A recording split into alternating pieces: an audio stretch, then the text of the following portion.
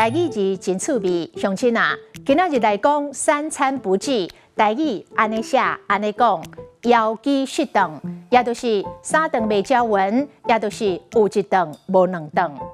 伊就大心肝，甲所有的家產攏創落去投資，結果無趁錢，害伊的某囝枵飢食頓，對伊咧食苦。迄個囡仔是孤兒，枵飢食頓3比8，加在拄着好人家甲收養。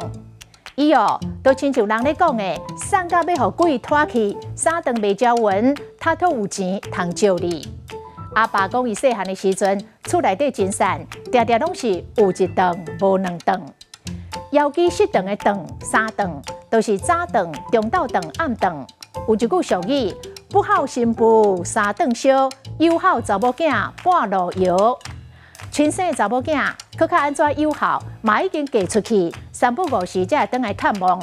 顛倒是大家官口中不孝的媳婦，是逐工佇咧厝煮燒燒的三頓，甲大家官來款待。